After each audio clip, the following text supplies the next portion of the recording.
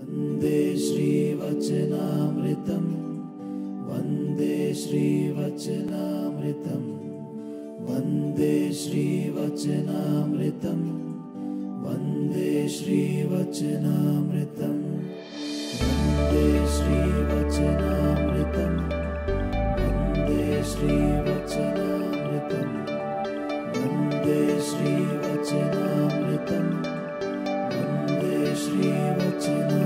भलाना वदन तना वचनामृत मुझने प्यारा लागे छे। वर्णिवेश रमणीय दर्शनम मंदहासरुचिराननाम्भुजम् पूजितं सुरनरोत्तमेरमुदा धर्मनन्दनमहं विचिन्तये। ओम अवतारिणी श्री स्वामिनारायणाय नमो नमः। श्री हरिकृष्णाय घनश्यामाय नमो नमः। श्री पूर्णपुरुषोत्तमाय नमो नमः।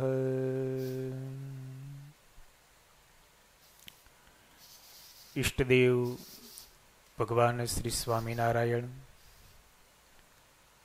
परम पूज्य सद्गुरु महंत मोहन प्रसाद दास जी स्वामी, सर्वे वंदनीय संतो वाला भक्तों ने भावथी जय स्वामीनारायण। वचनामृत गरड़ा प्रथम प्रकरणનું ચોથું નારદજીના જેવી ઈર્ષા કરવાનું। સંવંત 1876 માગસર સુદી સપ્તમીને દિવસ શ્રીજી મહારાજ શ્રી ગરડા મધ્યે દાદા ખાચરના દરબારમાં વિરાજમાન હતા અને સર્વ શ્વેત વસ્ત્ર ધારણ કર્યા હતા અને પોતાના મુખારવિંદની આગળ સાધુ તથા દેશ દેશના હરિભક્તની સભા ભરાઈને બેઠી હતી।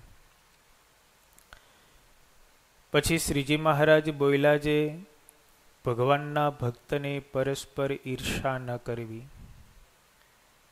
ત્યારે આનંદાનંદ સ્વામી બોલ્યા જે હે મહારાજ, ઈર્ષા તો રહે છે। ત્યારે શ્રીજી મહારાજ બોલ્યા જે ઈર્ષા કરવી તો નારદજીના જેવી કરવી। જેમ એક સમયને વિશે નારદજી અને તુમરુ એ બે વૈકુંઠને વિશે લક્ષ્મીનારાયણના દર્શન કરવા ગયા। તે લક્ષ્મીનારાયણ આગળ તુમરુએ ગાન કર્યું। તેણે કરીને લક્ષ્મીજી તથા નારાયણ એ બેએ પ્રસન્ન થઈને તુમરુને પોતાના વસ્ત્ર આભૂષણ આપ્યા। ત્યારે નારદજીને તુમરુ ઉપર ઈર્ષા આવી, જે હું તુમરુના જેવી ગાન વિદ્યા શીખું અને ભગવાનને પ્રસન્ન કરું। પછી નારદજી ગાન વિદ્યા શીખતા આવા અને ભગવાન આગળ ગાતા હવા। ત્યારે ભગવાને કહ્યું જે તમને તુમરુના જેવું ગાતા નથી આવડતું। પછી વળી શિવ ઉપર તપ કરીને શિવ થકી વર પામીને ગાન વિદ્યા શીખીને ભગવાન આગળ ગાવતા હવા, તો પણ ભગવાન એની ગાન વિદ્યા ઉપર પ્રસન્ન થયા। એવી રીતે 7 મન્વંતર સુધી ગાન વિદ્યા શીખા અને ભગવાન આગળ ગાયા, તો પણ ભગવાન પ્રસન્ન થયા। પછી તુમરુ પાસે ગાન વિદ્યા શીખા અને શ્રી કૃષ્ણ ભગવાન આગળ દ્વારિકામાં ગાવતા હવા। ત્યારે શ્રી કૃષ્ણ ભગવાન પ્રસન્ન થયા અને પોતાના વસ્ત્ર અલંકાર નારદજીને આપ્યા। ત્યારે નારદજીએ તુમરુ સાથે ઈર્ષા મેલી। માટે ઈર્ષા કરવી તો એવી કરવી જે જેની ઉપર ઈર્ષા હોય તેના જેવા ગુણને ગ્રહણ કરવા અને પોતાના અવગુણને ત્યાગ કરવા અને તેવું ન થવાય અને જે ઈર્ષાએ કરીને ભગવાનના ભક્તોનો દ્રોહ થાય તેવી ઈર્ષાનો તો ભગવાનના ભક્તને સર્વ પ્રકારે ત્યાગ કરવો. ઇતિ વચનામૃતમ ગરડા પ્રથમ પ્રકરણનું 4થું થયું.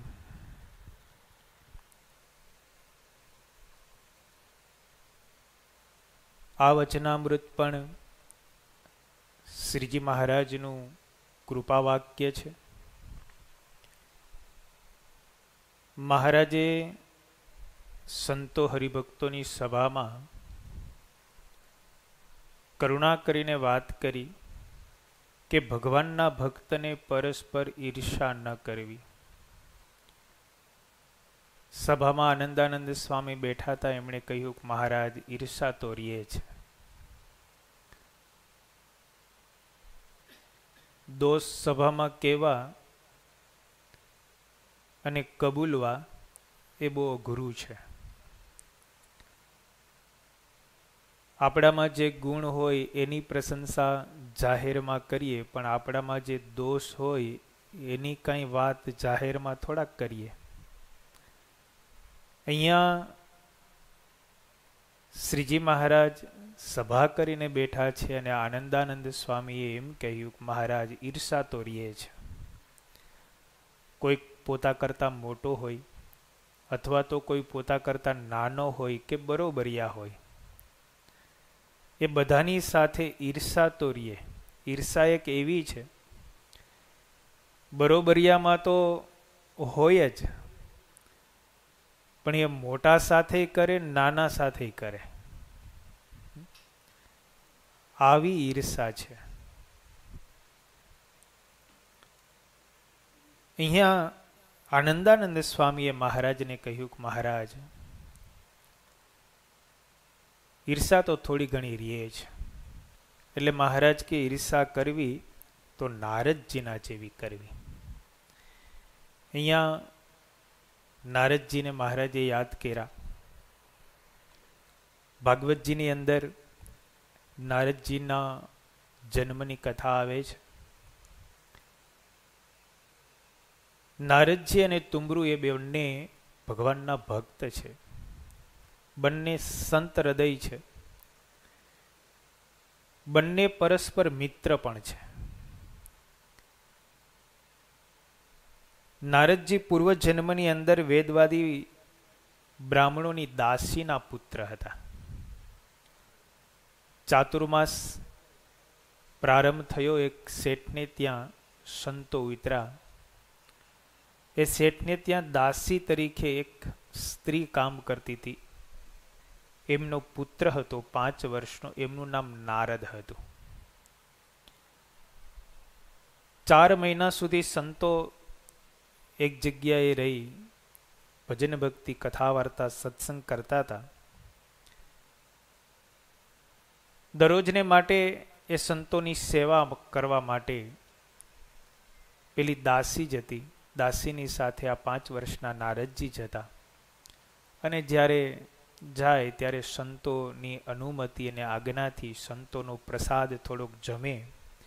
સંતો વાતો કરતા હોય એને સાંભળે. નાની અવસ્થા હતી, પણ છતાંય સંતો પ્રત્યે બહુ પ્રેમ હતો. એ સંતોનો પ્રસાદ જમવાથી એ બાળકના બધા પાપ ધોવાણા. સેવા કરવાથી એમનું હૃદય શુદ્ધ થયું.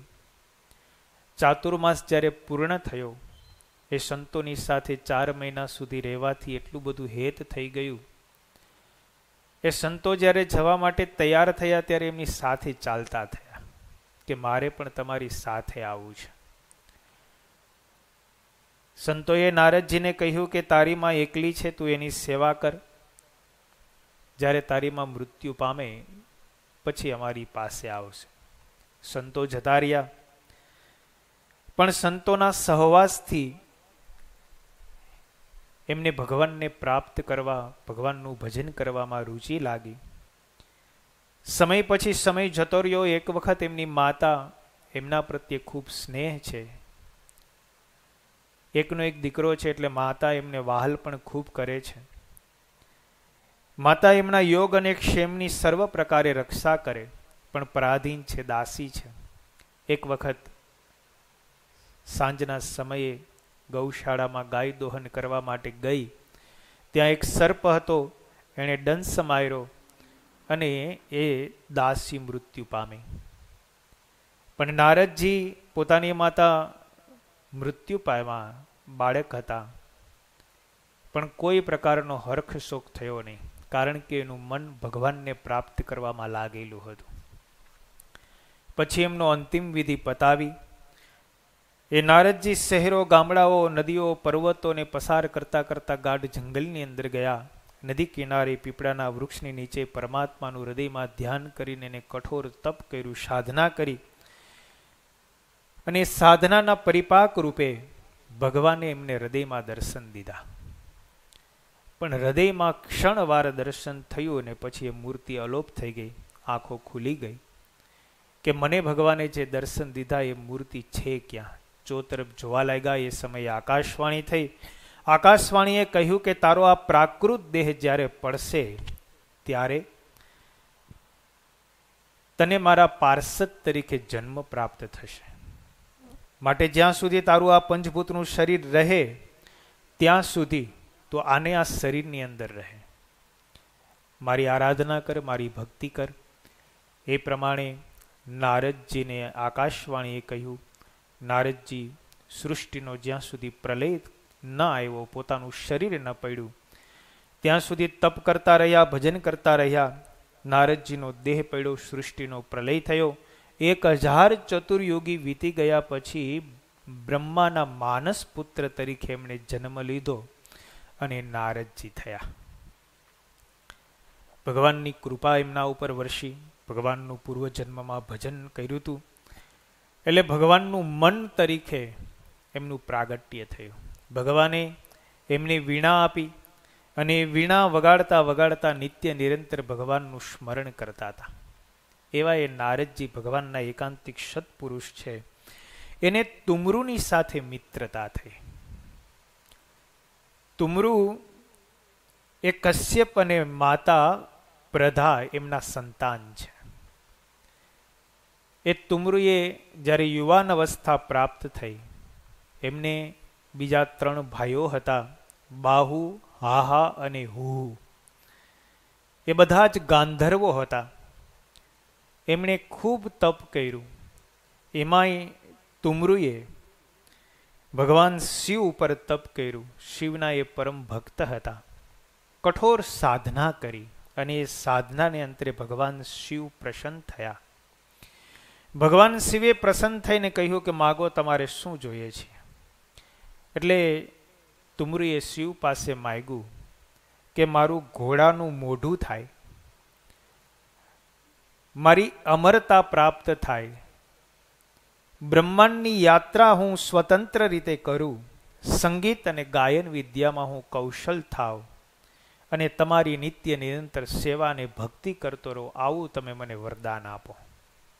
શિવજી એમને વરદાન આપ્યું અને તુમરુનું મોઢું ઘોડાનું થયું. શરીર મનુષ્યના જેવું અને મોઢું ઘોડાનું. ભગવાને એમને એક વીણા આપી અને કહ્યું કે તમે આ વીણા વગાડજો. તમે સંગીત વિદ્યામાં અને ગાયન વિદ્યામાં તમારી તોલે કોઈ નહીં આવે. આવી રીતે તુમરુએ ભગવાનને પ્રસન્ન કરેલા અને ભગવાનની શિવની એમની ઉપર અપાર કૃપા હતી.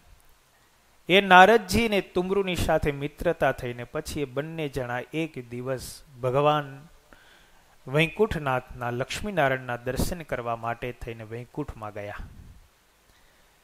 એ બંને જણા જ્યારે વૈકુંઠની અંદર ગયા ત્યારે ભગવાને કરુણા કરીને કીધું કે શિવજીએ તમારી ઉપર પ્રસન્ન થઈને તમને વર આપ્યું છે ગાયન વિદ્યાનું. સંગીત કળા તમે સારી રીતે જાણો છો તો અમારી આગળ પ્રસ્તુત કરો. અને તુમરુએ ભગવાનની આગળ ગાન કર્યું. લક્ષ્મીજી અને નારાયણજીએ તુમરુનું ગાન સાંભળી અને એટલા બધા રાજી થયા કે બંનેએ પોતાના વસ્ત્ર અલંકાર તુમરુને આપ્યા. નારદજી સાથે હતા. નારદજીએ જોયું કે લક્ષ્મીનારાયણ દેવ કેટલા બધા પ્રસન્ન થયા અને તુમરુને પોતાના વસ્ત્ર અલંકારો આપી દીધા. માટે એમની પાસે જે કળા છે એ કળા હું શીખું. લક્ષ્મીનારાયણ દેવને ગાયન કળા બહુ ગમે છે એવું નારદજીએ જાણ્યું કે તુમરું પાસે સામેથી ગવડાયું અને ગાન વિદ્યા સાંભળીને બહુ રાજી થયા. એટલે નારદજીએ વિચાર કર્યો કે હું પણ હવે સંગીત વિદ્યા શીખું અને લક્ષ્મીનારાયણ દેવ આગળ ગાઉં.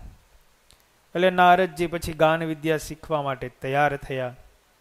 નારદજીએ ગાન વિદ્યા શીખી, ઘણા વર્ષો સુધી સાધના કરી, પણ ગાન વિદ્યા શીખ્યા પછી લક્ષ્મીનારાયણ દેવ પાસે ગયા, ગાન વિદ્યા રજૂ કરી, પણ લક્ષ્મીનારાયણ દેવ રાજી ન થયા. શું મનની અંદર એમ હતું કે હું તુમરું કરતા સારું ગાઉં અને તુમરુને જે વસ્ત્ર અને અલંકારો મળ્યા છે એના કરતાં હું વધારે વસ્ત્ર અને અલંકારો સારા પ્રાપ્ત કરું. આ મનના ભાવની સાથે ગાન વિદ્યા શીખાતા. ભગવાન મારી ઉપર રાજી થાય એટલે હું શીખું એવા ભાવ સાથે નહોતા શીખા. મારી ઉપર ભગવાન રાજી ન થયા અને તુમરું ઉપર કેમ થયા? માટે હવે હું ગાન વિદ્યા શીખું અને તુમરુને પછાડું, એના કરતાં સારી શીખીને ભગવાનને રાજી કરું. આવી રીતે મનની અંદર ઈર્ષા ભાવ ઉત્પન્ન થયો અને પછી ગાન વિદ્યા શીખા, પણ છતાંય ભગવાન લક્ષ્મીનારાયણ દેવ રાજી ન થયા. પછી તો શિવ ઉપર તપ કર્યું, કારણ કે તુમરુએ શિવ ઉપર તપ કર્યું હતું અને શિવજી એમને ગાયન વિદ્યા અને સંગીત કળાનો આશીર્વાદ આપ્યો હતો. એટલે હું શિવ ઉપર તપ કરું અને શિવજી મારી ઉપર રાજી થાય ને મને ગાયન વિદ્યાનો આશીર્વાદ આપી દે અને પછી હું ભગવાનને રાજી કરું. એટલે શિવ ઉપર તપ કર્યું, શિવજીએ આશીર્વાદ આપ્યા, પણ ભગવાન આગળ ગાયું તો એ ભગવાન રાજી ન થયા. કારણ કે મનની અંદર પેલો તુમરુનો ઈર્ષાનો ભાવ પડેલો છે. ભગવાન તો એ જુએ છે. પછી પાછી 7 મન્વંતર સુધી ગાન વિદ્યા શીખા. તપ કર્યા પછી પાછી ગાન વિદ્યા શીખા કે હજી હું કંઈક પારંગત થાઉં, મારામાં કંઈક ઘટતું લાગે છે. 7 મન્વંતર એટલે કેવડો મોટો સમય. 2 અબજ અને 30 કરોડ વર્ષ જ્યારે આપણા પસાર થાય ત્યારે 7 મન્વંતર થાય. એટલા વર્ષો સુધી ગાન વિદ્યા શીખા. નારદજી તો સંગીત કળામાં મહાન વિદ્યાધર કહેવાય ને, એટલું બધું શીખાતા, પણ છતાંય ભગવાન પ્રસન્ન થયા. પછી વિચાર કર્યો કે હવે શું કરવું, કેમ પ્રસન્ન થતા નથી. પછી મનમાં વિચાર આવ્યો કે ભગવાન મારી ઉપર રાજી થતા નથી, એની પાછળનું જો કોઈ કારણ હોય તો એ છે કે મને તુમરુની સાથે ઈર્ષા છે. એ ઈર્ષાના પરિપાક રૂપે,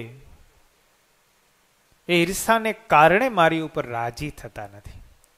પછી તુમરુ પાસે ગાન વિદ્યા શીખવા ગયા અને તુમરુને કહ્યું કે તમે મને ગાન વિદ્યા શીખડાવો જેથી કરીને ભગવાન મારી ઉપર રાજી થાય. પછી તુમરુ પાસે ગાન વિદ્યા શીખા, ભગવાન આગળ ગાવા ગયા. પણ પછી પ્રગટ ભગવાન એ સમયે દ્વારિકાની અંદર બિરાજમાન હતા. ભગવાન કૃષ્ણ આગળ ગાન કર્યું. ભગવાન કૃષ્ણ રાજી થયા, પોતાના વસ્ત્ર અલંકાર આપ્યા. એટલે ઈર્ષા છે ને એ બહુ ગજબની છે. આનંદાનંદ સ્વામી જેવા સંત પણ જો એમ કહેતા હોય કે મહારાજ ઈર્ષા તો રીએ છે, તો એ દોષ કેવડો મોટો હશે, એ દોષની પ્રધાનતા કેવડી હશે. એટલે મહારાજે પ્રથમ પ્રકરણના 71ના વચનામૃતમાં લખ્યું છે કે જેની ઉપર જેને ઈર્ષા હોય તેનું રૂડું થાય ત્યારે તેથી ખમાય નહીં, અને તેનું ભૂંડું થાય ત્યારે રાજી થાય, એ ઈર્ષાનું લક્ષણ છે. જેની ઉપર જેને ઈર્ષા હોય ને એનું સારું થાય તો દેખી શકાય નહીં. ઓલા 2 પાડોશી પાસે પાસે રહેતા હતા ને, પછી 2 સમૃદ્ધ, 2 સુખી, 2 ખેડૂત હતા, પણ હાડી પરસ્પર ઈર્ષા બહુ. એમાં એકની ખેતી થોડીક સારી, મહેનત ખૂબ કરે, એટલે ધીરે ધીરે થોડોક આગળ વધવા લાગ્યો અને બાજુવાળાને બળતરા થાય પછી.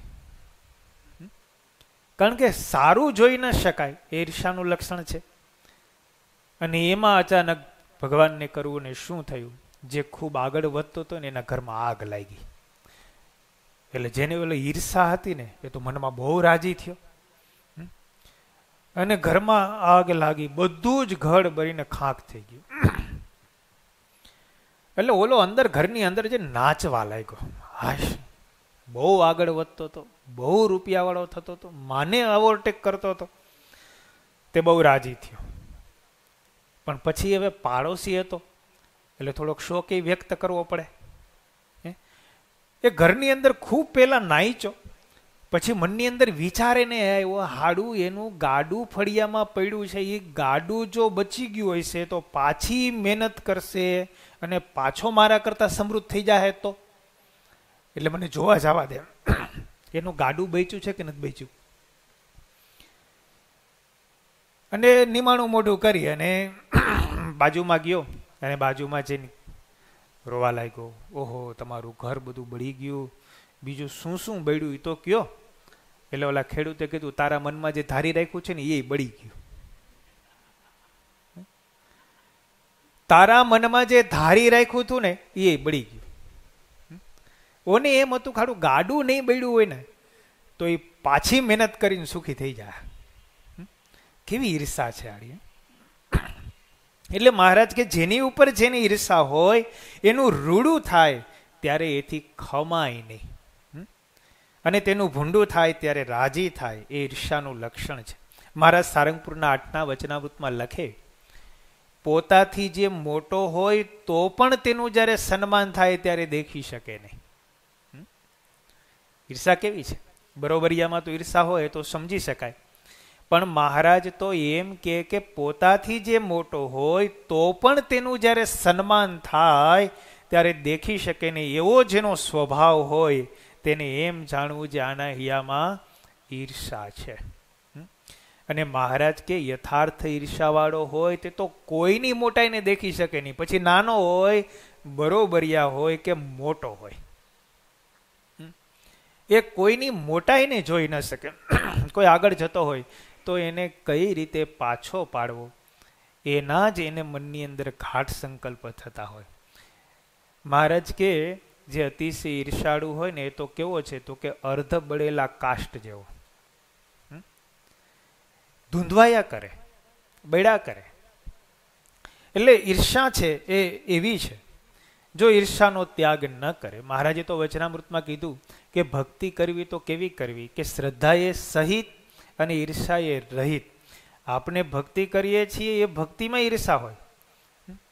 ઓલો હાડો રોજ મંદિરે જાય છે, રોજ સભામાં જાય છે, રોજ માળા ફેરવે છે, રોજ સાધુને વાલો વાલો થાય છે, ઈ મોર થઈ જાય ને એની વાહ વાહ થાય તો એટલે હાલો આપડી જાય, પછી મહિમા હોય કે ન હોય. અમુક વસ્તુ ઈર્ષા કરાવે. અમુક બહુ સેવા કરતા હોય ને તો એમ થાય એ હાડો સેવાથી એને છે ને આમ વખાણ બીજા કરે ને એટલા માટે થઈને એને સેવા કરે છે, એને મોટું થવું છે એટલે એ સેવા કરે છે, બાકી આમ તો નથી કરતો એ કાંઈ. આવું મનની અંદર ઘાટ સંકલ્પ આપણને થતા હોય, એ પણ ઈર્ષાનો એક ભાવ છે. ઈર્ષા છે એ આપણને બધું કરાવે છે. એટલે મહારાજ વચનામૃતની અંદર લખે કે જેને ભગવાનના ધામમાં જવું છે ને ભગવાનનો રાજીપો પ્રાપ્ત કરવો છે એને ભગવાનના ભક્તો ઉપર ક્યારેય ઈર્ષા ન કરવી. માંગરોળની અંદર મેઘજીત હતા, એ રામાનંદ સ્વામીના શિષ્ય હતા, સમાધિનિષ્ઠ હતા. પણ મહારાજ જ્યારે માંગરોળમાં પધાર્યા ને, મહારાજ આંબલીના વનની અંદર સભા કરીને બેઠા હોય, સમાધિઓ કરાવે, એટલે મેઘજીત ગામની અંદર બધાને વાતો કર. રામાનંદ સ્વામીના મોટેરા શિષ્યો તો અમે છીએ, અમે સમાધિ કરીએ છીએ, ભગવાનના ધામમાં જઈએ છીએ અને પાછા ત્યાંથી આવીએ છીએ. સાચા રામાનંદ સ્વામીના પદના અધિકારી તો અમે છીએ. ઓલો સ્વામિનારાયણ એને શું ખબર હોય, એ તો હજી કાલનો આવેલો છે. રામાનંદ સ્વામીના સાચા રહસ્યને તો અમે જાણીએ. ગામની અંદર બધાને વાતો કરે, બધાને ભેગા કરે અને પછી એમ કે તમે જોજો ઈ મોટો છે કે હું મોટો છું. 3 દિવસ પછી હું મારી રીતે મારી યોગ શક્તિથી ભગવાનના ધામમાં ન જાઉં ને તો મને કહેજો. અને સ્વામિનારાયણ ભગવાન પાસે જઈને સ્વામિનારાયણ ભગવાનને ચેલેન્જ ફેંકી આવ્યો કે 3 દિવસ પછી હું ભગવાનના ધામમાં જવાનો છું, આવો હું સિદ્ધ પુરુષ છું. મહારાજે કીધું કે 3 દિવસ પછી તું નહીં જા. મહારાજે આવું કીધું ને એટલે મેઘજીતે વાતો શરૂ કરી, જો 3 દિવસ પછી હું ભગવાનના ધામમાં ન જાઉં ને તો ઉકળતા તેલની અંદર હું મારો હાથ નાખીને પડીને મારા શરીરને પાડી નાખું. 3જો દિવસ આવ્યો, આખું ગામ ભેગું થયું જોવા માટે અને સમાધિ કરીને બેઠો ધામમાં જવા માટે. પણ દેહમાંથી નીકળો પણ ધામમાં ન ભેગો. ભગવાને એવું ઐશ્વર્ય વાપ્યું ને તે વચ્ચે લટકી રહ્યો ત્રિશંકુની જેમ. ન તો દેહમાં પાછો આવી શકે, ન તો ભગવાનના ધામમાં જઈ શકે. આવું ભગવાને કર્યું. પછી એના સગાવાલાએ બધાએ પ્રાર્થના કરી, મહારાજે કરુણા કરી પાછો દેહમાં લાવ્યા. પછી મહારાજનો આશ્રય કર્યો. એટલે ઈર્ષા છે ને એ આવું કરાવે. સદગુરુ મુક્તાનંદ સ્વામી સભામાં બિરાજમાન હતા. વડોદરાના ભક્તો આવ્યા. નાથ ભક્તાદિક ભક્તોએ મહારાજને પ્રાર્થના કરી, મહારાજ વડોદરામાં કોઈક વિદ્વાન સંતને મોકલો ને, તો વડોદરાના વિદ્વાનોને જો સત્સંગ થાય ને તો અમે વડોદરામાં સત્સંગ રાખી શકીએ એમ છીએ, નહીતર બહુ ઉપદ્રવ છે. એટલે મહારાજે મુક્તાન સ્વામીને કીધું, સ્વામી તમે જાઓ વડોદરાના વિદ્વાનને પરાસ્ત કરો. મુક્તાન સ્વામી કે મહારાજ હું તો અભણ સાધુ, હું શું કરું? મહારાજ કે તમે અમને કેવા જાણો છો? મહારાજ તમે તો સર્વોપરી ભગવાન છો. મહારાજ કે જાઓ, અમારા વચને તમારો વિજય થશે. મુક્તાન સ્વામી પછી ગયા અને મુક્તાન સ્વામી વડોદરાની અંદર સયાજીરાવ સરકારના દરબારમાં પંડિતો એકત્રિત થયા. એમની સાથે શાસ્ત્રાર્થ થયો. મુક્તાન સ્વામીનો ભવ્ય વિજય થયો અને એ સમાચાર ગઢપુરમાં મહારાજને મળ્યા. મહારાજ સભામાં બિરાજમાન હતા અને સમાચાર આવ્યા કે મુક્તાનંદ સ્વામીનો વડોદરામાં ભવ્ય વિજય થયો છે. સયાજીરાવ સરકારે તમને આમંત્રણ આપ્યું છે અને વડોદરા બોલાવે છે. મહારાજે સભામાં મુક્તાનંદ સ્વામીની ખૂબ પ્રશંસા કરી. એટલે હરિહરિયાનંદ ને નિર્વિકલ્પાનંદ સભામાં બેઠા હતા, બળી ઉઠ્યા. મહારાજને કે એમાં તે કઈ મોટી વાત કરી? એ સભા જીતી તેમાં કયો મોટો વાઘ માર્યો? અમને મોકલા હોત ને તો અમે સભા જીતી આવત. એ મોદકાનંદ એવી રીતે કઈ મોટી વાત કરી?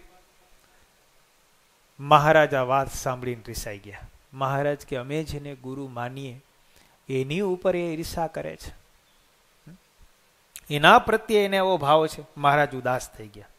મહારાજ કે આવું બરોબરિયાપણું રાખે છે, માટે હવે અમારે સત્સંગમાં રહેવું નથી, હવે તો વનમાં જતું રહેવું છે.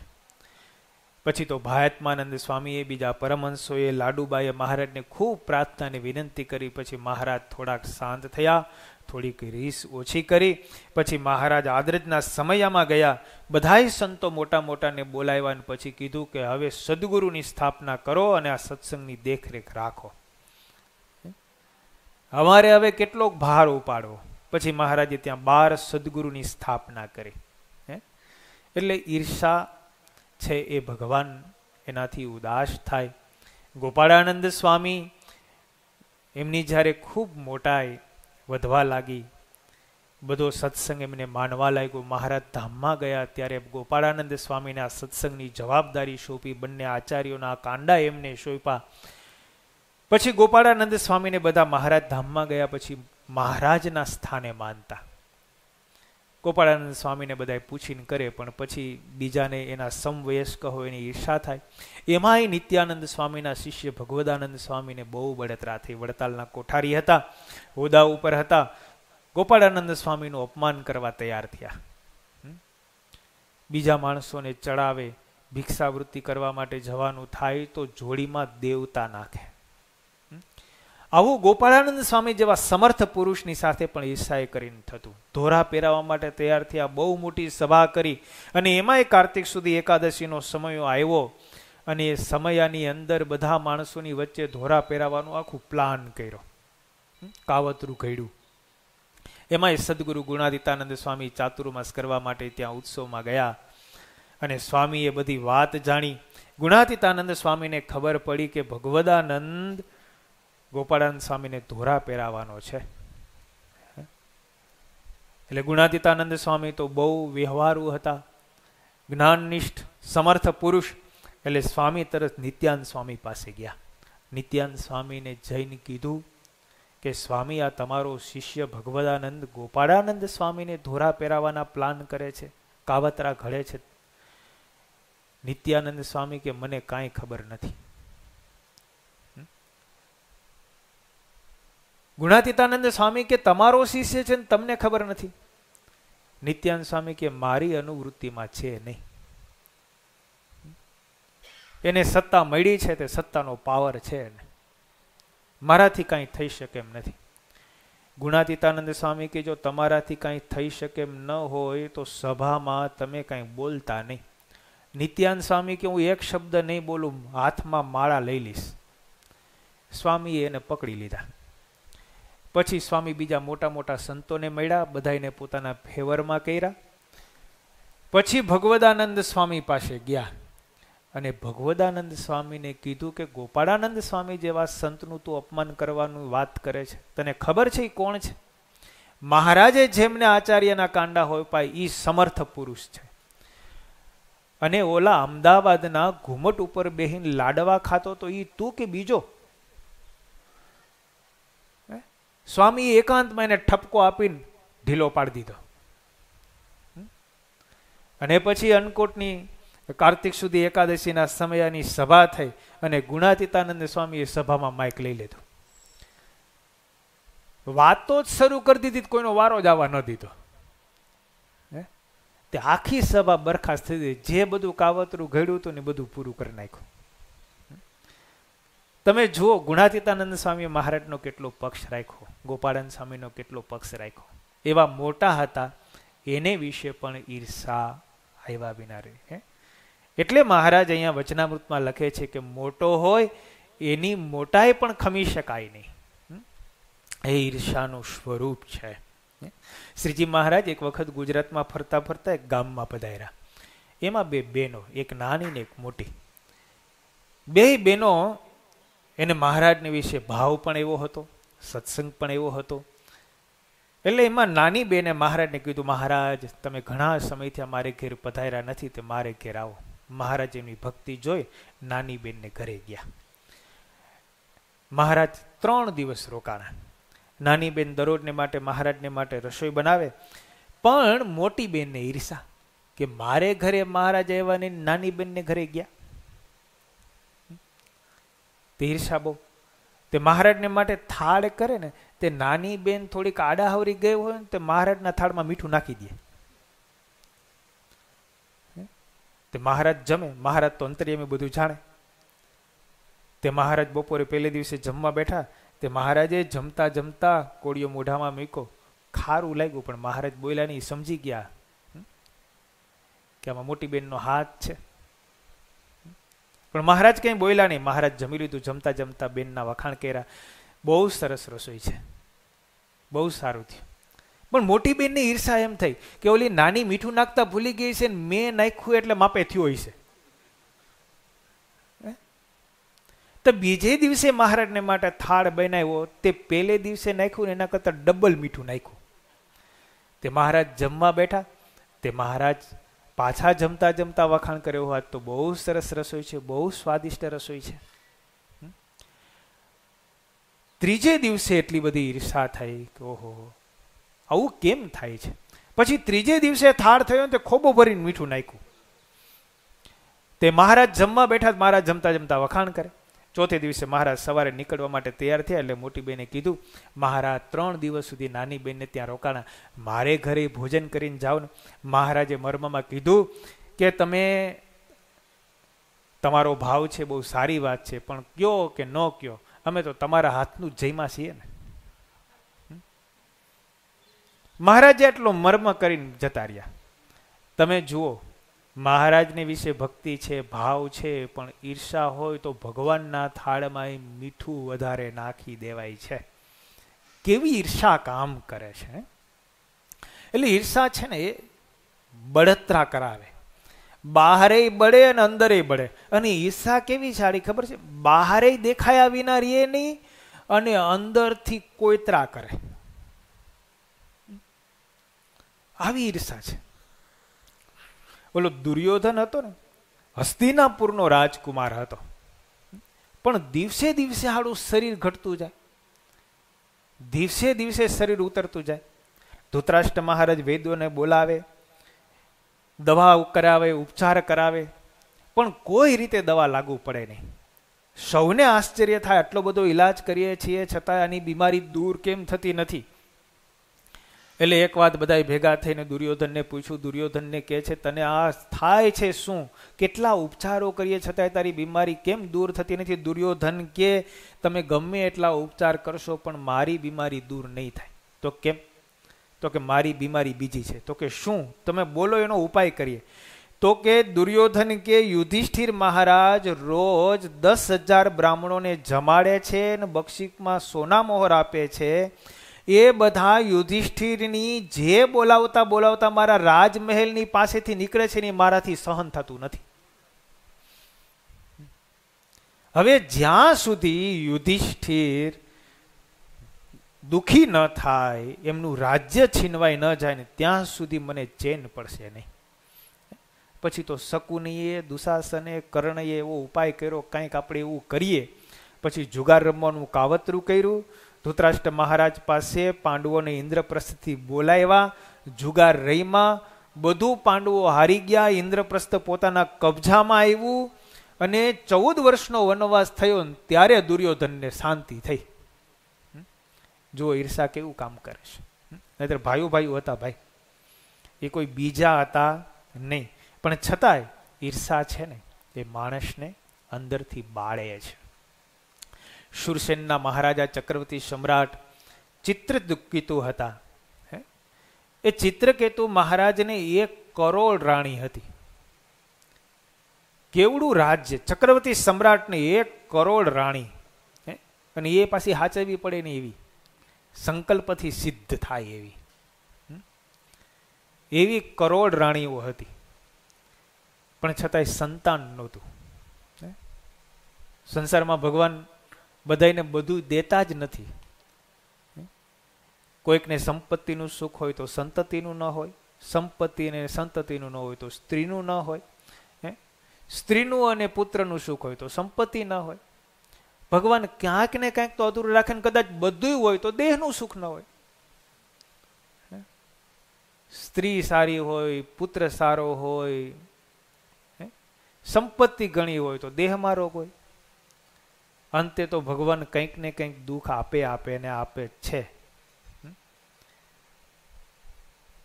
તે ચિત્રકેતુ મહારાજને કરોડ સ્ત્રી પણ સંતાન નહીં. પછી પોતાના ગુરુ અંગીરા ઋષિને બોલાવ્યા અને અંગીરા ઋષિને કહ્યું, પ્રાર્થના કરી, એમને યજ્ઞ કર્યો અને યજ્ઞનો પ્રસાદ ખાધો.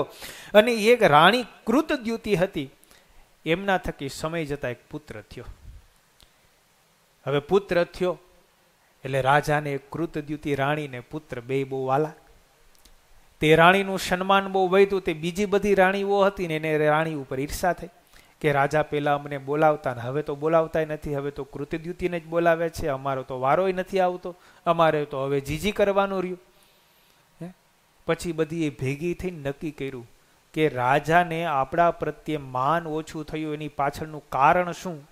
તો કે કૃતદ્યુતિના ત્યાં દીકરો જન્મો ને ઈ. તે બધી એ ભેગી થઈને દીકરાને ઝેર આપ્યું અને પુત્ર મૃત્યુ પામ્યો. જો ઈર્ષા કેવી છે. પછી પાછા દુઃખી થયા. અંગીરા ઋષિ નારદજી એમને સમજાવ્યા અને રાજ્યમાંથી વૈરાગ્ય પ્રાપ્ત થઈ ચિત્રકેતુ મહારાજ રાજ્યનો ત્યાગ કરીને જતા રહ્યા. પણ ઈર્ષાને દેખાય છે ને એ મૂકી શકાય નહીં. ગાંધર્વની સ્થિતિને પામ્યા. એવા બધા સમર્થ થયા તપ કરીને કે આકાશમાં ઉડતા. એમાં એક વખત ઉડતા ઉડતા એ ચિત્રકેતુ મહારાજ કૈલાસ પર્વત ઉપરથી પસાર થયા. તે કૈલાસ પર્વત ઉપર ભગવાન શંકર પાર્વતીને ખોળામાં લઈને બેઠા હતા. તો ન્યા ઈર્ષા જાગી. બોલો કે હું કેવો કે 1 કરોડ સ્ત્રીઓ મારે હતી તો એને મેં તર છોડી દીધી, અને આ શિવજીને એક છે ને ખોળામાં લઈને બેઠા છે, કેમ જાણે ભાગી જવાના હોય. તે ભગવાન શંકરનો દ્રોહ કરવા લાગ્યો. તે પાર્વતીજીને ક્રોધ ચડ્યો. તે ચિત્રકેતુ મહારાજ એવી મોટી સ્થિતિને પહોંચ્યા હતા, તે શ્રાપ દીધો કે જા વૃત્રાસુર થા. તે રાક્ષસ થયો. જુઓ ઈર્ષા કેવું કામ કરે. એટલે ઈર્ષા છે ને એ મનુષ્યને પતનના માર્ગે લઈ જાય. કેવળ મનુષ્યમાં જ ઈર્ષા હોય એવું નથી હો. પશુમાં એવું હોય, પાડાખાર કે મરે ત્યાં સુધી મૂકે નહીં, એવી ઈર્ષા હોય.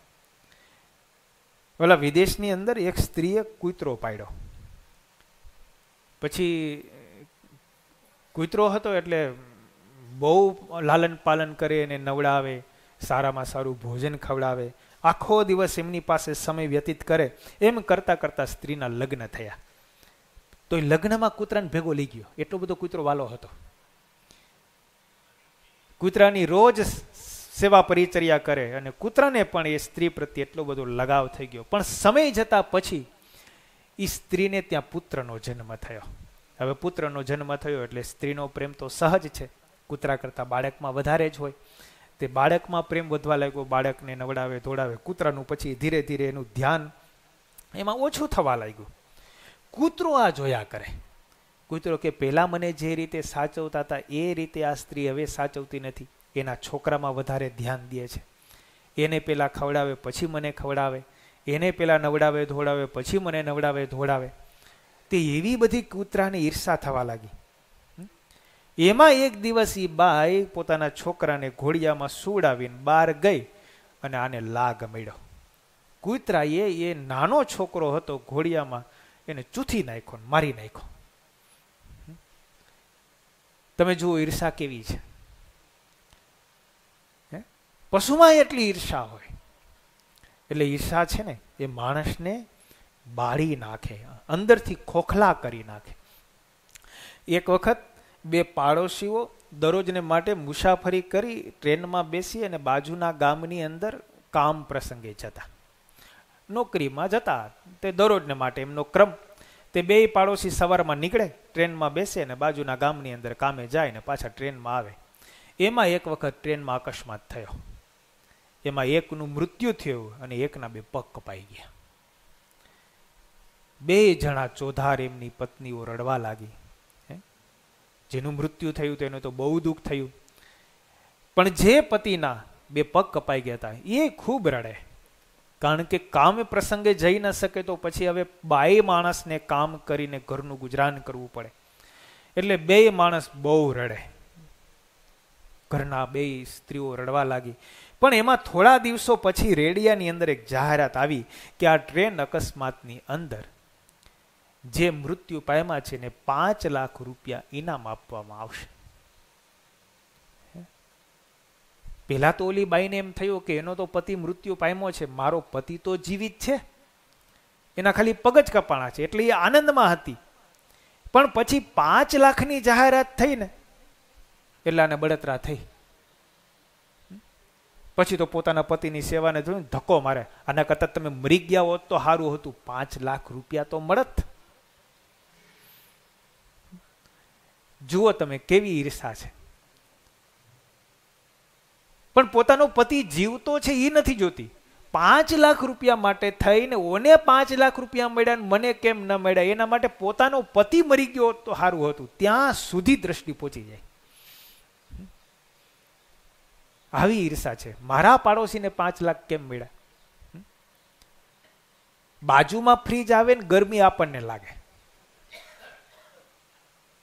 ઈર્ષા આવી છે. હવે ઠંડુઓને કેમ થાય, એનો ગરમાવો, ઠંડુ અમથું થાય, પાછળ ગરમ હવા ફેંકે તો ઠંડુ થાય. એ ગરમ હવા ક્યાંક તો જવી જોઈએ કે ન જવી જોઈએ. એ બળતરા કોકને થયા વગર થતું નથી. એટલે કોઈ પણ મોટાઈને પામે છે ને તો એની જે ગરમી છે ને એ બીજાને લાગે છે. એ લાગ્યા વગર રહેતી નથી. ઓલા ભારતના કરચલા વિદેશમાં ગયા. એક વિદેશની અંદર કરચલાનું બહુ મોટું એક્ઝિબિશન હતું. બધાએ દેશોમાંથી કરચલાઓ આવ્યા હતા. પણ ભારતના કરચલા જે બોક્સમાં હતા ને બોક્સ ખુલ્લું, બાકી બધાય સીલ પેક. એટલે લોકોએ કીધું આ કરચલા કોના છે, કયા દેશના છે એ તો જુઓ, એનું બોક્સ ખુલ્લું છે, નીકળી જાય ને કોઈકને કરડશે તો મરી જાય. તો કે વાંચો કયા દેશનું છે, તો કે ભારતનું. એટલે ભારતનો જે મુખત્યાર હતો એને બોલાવે, એ તારા દેશનું આ બોક્સ છે કરચલાનું, એ ઢાંકણું ખુલ્લું છે, બંધ તો કર. તો ચિંતા કરો માં એકેય બાર નહીં નીકળે. કેમ? તો કે જોવું છે. તો કે હા. ગયા ને તો જે કરચલો બહાર નીકળવાનો પ્રયત્ન કરતો હતો ને બીરો કરચલો એનો પગ પકડી નીચો નાખતો હતો. અમારા દેશનો ધર્મ છે, કોઈ ઊંચો જાવો ન જોઈએ. એ પછી ગમે તે પાર્ટી હોય, પગ ખેંચીને હેઠી પાડો. એ ન ચડવા દે કોઈને ઊંચા. એટલે ઈર્ષા છે ને એ આવું કરે છે. એક જણે તપ કરીને ભગવાનને પ્રસન્ન કર્યા. એટલે ભગવાન રાજી થયા. ભગવાન કે માગ. પણ ભગવાને કીધું એક શરત છે, તું જે વરદાન માગ ને એની પહેલા હું તને કહી દઉં. તો કે શું? તું જે માગીશ ને એના કરતા ડબલ તારા પાડોશીને મળશે. ઓલો હાડો વિચારમાં પડી ગયો. પાડોશીને પાછો પાડવા માટે તો ભગવાનનું મેં તપ કર્યું, જેથી કરીને ભગવાન રાજી થઈને મને પાડોશી કરતા વધારે આપે. અને ભગવાને પહેલા જ વેલા આવી શરત મૂકી દીધી. પણ હાડી ઈર્ષા આવીને એટલે ભગવાનને શું કીધું? કાંઈ વાંધો નહીં ભગવાન, મારો એક હાથ, એક પગ અને એક આંખ જતી રહીએ, આવું તમે મને વરદાન આપો કે જેથી કરીને પાડોશીનું બધું જાય. કારણ કે પાડોશીને ડબલ મળવાનું હતું. ભક્ત ચિંતામણીમાં પરચો નથી આવતો. એક જણો કે તારા સ્વામિનારાયણ ભગવાન હોય તો હું આંધળો થાવ. ઓલા કે એવું હુકામીને માગસ. તો કે ભલે ગમે તે થાય પણ હું આંધળો થાવ. તે વાયદો તો વેગડો રહ્યો ને 2 દિવસમાં આંધળો થયો. આ ઈર્ષા છે, આ દેખાય છે. તે પોતાનું અંગ પણ જાય. એટલે મહારાજ અહીંયા બહુ સરસ વાત કરે કે ઈર્ષા ન કરવી. ઈર્ષા કરવી તો નારદજીના જેવી કરવી. નારદજીના જેવી ઈર્ષા કરવાની વાત કરી. એક વખત એક મહાત્માએ પોતાના શિષ્યોને કહ્યું કે કાલે તમે બધા પ્રવચન માટે જ્યારે આવો ને ત્યારે બધાય બટેકું એક લઈને આવજો. પણ એક મારી શરત છે, એ તમે જે બટેકું લઈને આવો ને, બહુ સરસ, કેટલો સરસ ઉપદેશ મહાત્માની આ વાતમાં છે. તમે એક બટેકું લઈને આવજો, પણ એ બટેકું જે લઈને આવો એમાં તમને જેના ઉપર ઈર્ષા હોય ને એનું નામ બટેકા ઉપર લખીને લઈ આવવાનું છે. એટલે ગુરુજીના આદેશ પ્રમાણે, મહાત્માના આદેશ પ્રમાણે બધા શિષ્યો એક બટેકું લાવ્યા અને જેના ઉપર ઈર્ષા હતી એનું બટેકા ઉપર નામ લખી નાખ્યું. બધા લાવ્યા સભામાં, બધાએ બટેકું બતાવ્યું. મહાત્માએ કીધું તમને જેના ઉપર ઈર્ષા છે એનું નામ લખ્યું? તો કે હા લખ્યું. મહાત્મા કે હવે તમારે બટેકું 15 દિવસ તમારે તમારી પાસે જ રાખવાનું છે, ક્યાંય દૂર કરવાનું નથી. હવે મહાત્માના આદેશ પ્રમાણે બધાએ હા પાડી અને બટેકું બધાએ પોતાની પાસે રાખવા લાગ્યા. પણ 6-7 દિવસ થયા ને બટેકું તો ગંધાય ને, પછી હળે ને, તો બટેકું ગંધાવા લાગ્યું. પણ મહાત્માનો આદેશ હતો 15 દિવસ સુધી કોઈએ બટેકાનો ત્યાગ કરવાનો નથી. પણ પછી તો બધા અકળાવા લાગ્યા. હવે બટેકું બાજુમાં પાસે જ રાખવાનું, ખીચામાં જ રાખવાનું, અને બટેકું ગંધાય, વાસ કેવી આવે. 7મો, 8મો, 9મો દિવસ, પણ હવે ગુરુજીનો આદેશ 15 દિવસ સુધી બટેકું પાસે જ રાખવાનું છે. 15મા દિવસે બધાએ નાકે રૂમાલ રાખીને પાસે આવ્યા. મહાત્માજીએ કીધું કેમ? તો કે આ બટેકું ગંધાય છે. મહાત્માજીએ કીધું કે બટેકા ઉપર તમે જેની ઉપર ઈર્ષા છે એનું નામ તમે રાખ્યું, તો એ બટેકું જેમ 15 દિવસમાં ગંધાઈ જાય છે, તો તમે જેની ઉપર તમને ઈર્ષા છે એનો વર્ષોથી તમે મગજમાં રાખી મૂકું, તમારું મગજ કેટલું ગંધાતું હશે.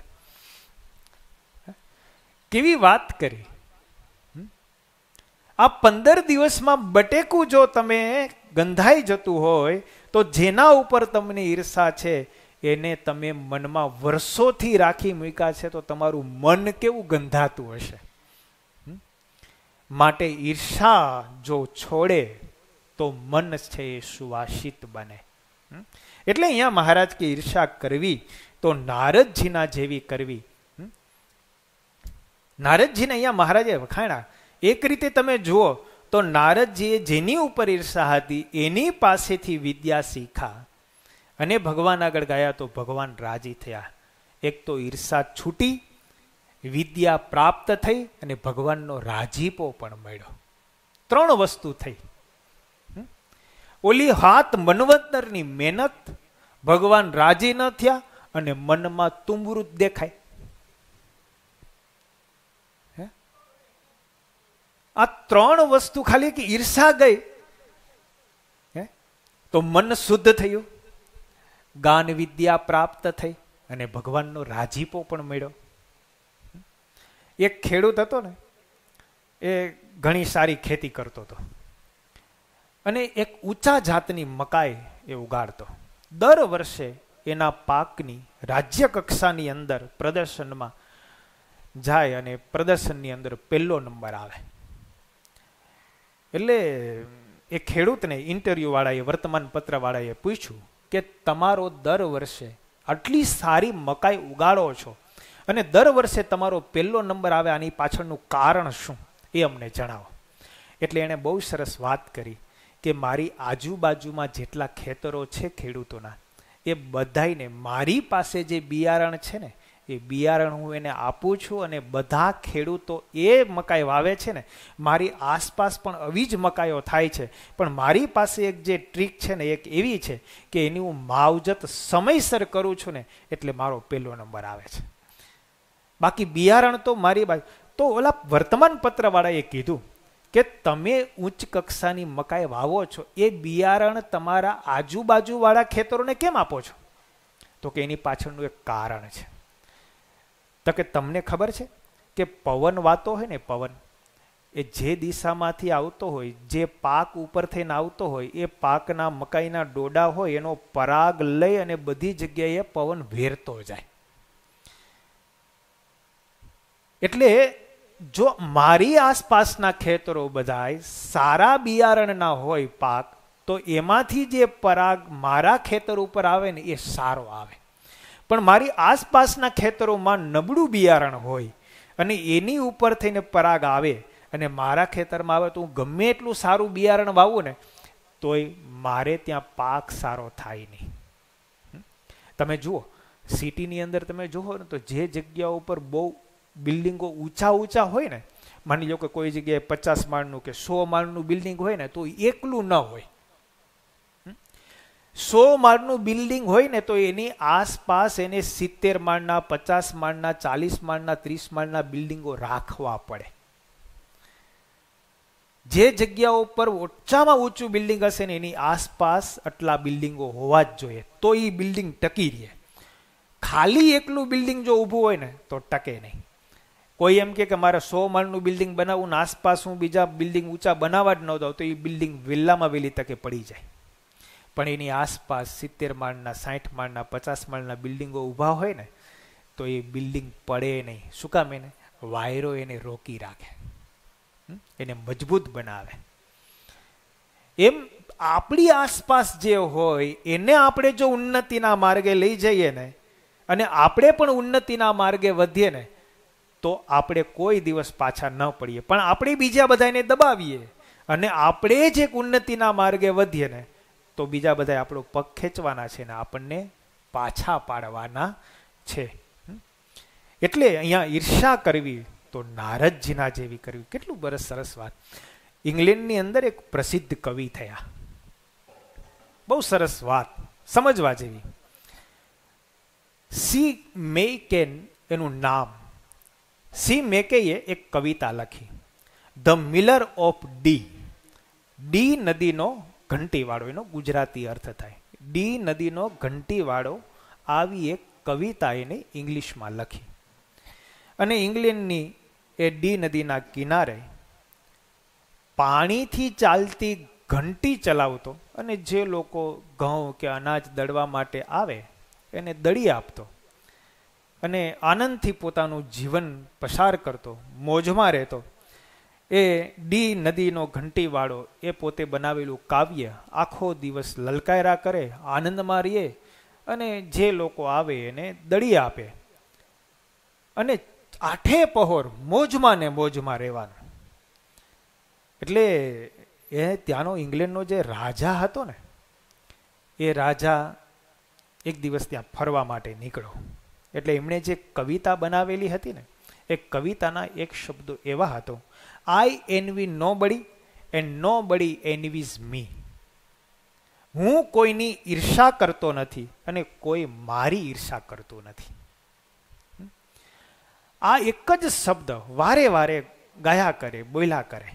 એમાં ઇંગ્લેન્ડનો રાજા હેઇલ એક દિવસ નદી કિનારે ફરવા નીકળ્યો અને આ આનંદની અંદર મોજમાં ઊંચે ઊંચે ગાય ને લલકારે ને મોજમાં મોજમાં. એટલે રાજા ત્યાં ગયો અને રાજાએ એને બોલાવ્યો, એ અહીંયા આવો. નદી કિનારે રાજા વિહાર કરવા નીકળ્યો હતો ને નદી કિનારે જ રહેતો હતો, ઘંટી ચલાવતો હતો. નદીના પાણીના પ્રવાહથી જે વીજળી ઉત્પન્ન થતી હતી એનાથી એ પોતાનું જીવન નિર્વાહ ચલાવતો હતો. એટલે રાજાએ પૂછ્યું કે તું ઘંટી વાળો છો, રોજે રોજનું કરે છે પૂરું, અને છતાં એટલો બધો આનંદમાં કેમ છો? એટલે રાજા કે હું રાજા હોવા છતાં પણ મને આટલો આનંદ નથી, અને તું એક સામાન્ય માણસ છે ને આટલો આનંદમાં છે, આની પાછળનું કારણ શું એ મને કે. એટલે ઘંટીવાળાએ બહુ સરસ જવાબ દીધો, મને કોઈની ઈર્ષા નથી અને મારી પાસે જેટલું છે તેટલું હું સુખેથી ભોગવું છું. રાજા વાત સાંભળીને બહુ આનંદમાં આવી ગયા. રાજા કે વાહ, તારી આ લોટવાળી ટોપી મારા રાજમુગટ કરતા પણ શ્રેષ્ઠ છે. રાજાએ શું કીધું? તારી આ લોટવાળી ટોપી મારા રાજમુગટ કરતા પણ શ્રેષ્ઠ છે. તારા જેવો ઈર્ષા વિનાનો માણસ મારા રાજ્યની અંદર એ એ મારું ગૌરવ છે. મને હવે તારી ઈર્ષા થાય છે. રાજાએ શું કીધું? મને હવે તારી ઈર્ષા થાય છે. હું ચક્રવર્તી સમ્રાટ છું, ઇંગ્લેન્ડનો રાજા છું, છતાંય હું આટલો આનંદમાં નથી. તું એક ઘંટી વાળો છે, છતાંય જો આટલો આનંદમાં રહેતો હો તો તારી આ લોટવાળી ટોપી છે ને એ મારા રાજમુગટ કરતાં પણ શ્રેષ્ઠ છે. અને હવે મને તારી ઈર્ષા થાય છે કે મારે તારી જેમ રહેવું, શું કોઈની ઈર્ષા ન કરવી. આપણે જો કોઈની ઈર્ષા ન કરીએ તો કોઈ આપણી ઈર્ષા ન કરે. જો આપણે બીજાની ઈર્ષા કરીએ તો કોઈક આપણી ઈર્ષા કરવાનો છે. એટલે અહીંયા મહારાજે આ ચોથા વચનામૃતની અંદર નારદજીની કથાને કહી કે ભગવાનના ભક્ત હોય એમણે ક્યારેય પર પરસ્પર ઈર્ષા ન કરવી, અને ઈર્ષા કરવી તો નારદજીના જેવી કરવી, એવી ખૂબ સુંદર વાત કરી. સહજાનંદ સ્વામી મહારાજની જય.